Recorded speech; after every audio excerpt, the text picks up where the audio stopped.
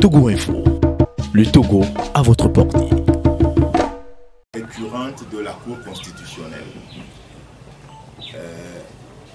Je pense que tout le monde sait que l'opposition a contesté la recomposition de la Cour constitutionnelle.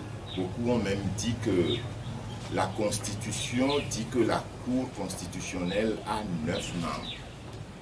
On l'a recomposée avec 7 membres, compte tenu d'une erreur que le pouvoir a fait lui-même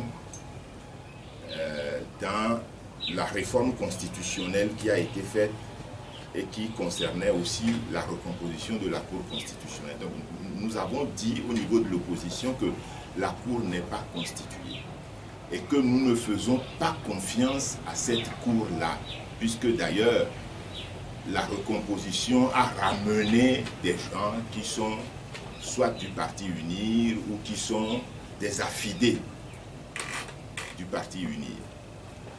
Mais néanmoins, la politique n'étant pas une science exacte, c'est une pratique.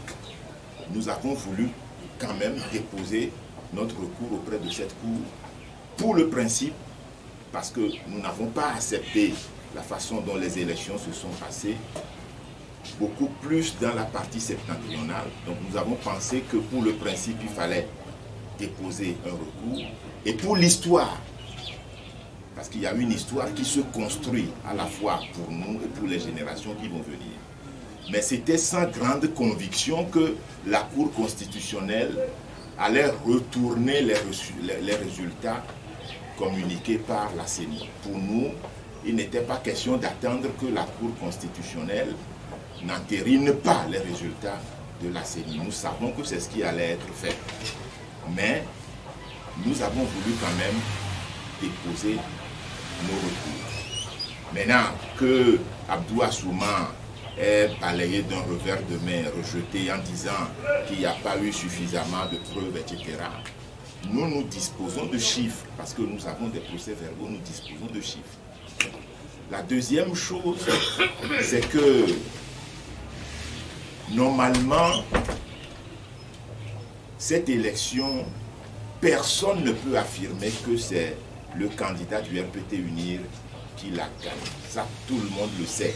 Devant le tribunal intime de la conscience de chacun de nous, y compris de ceux qui disent qu'ils ont gagné, ils savent qu'ils n'ont pas gagné et que c'est le candidat de la dynamique Bodo qui a gagné.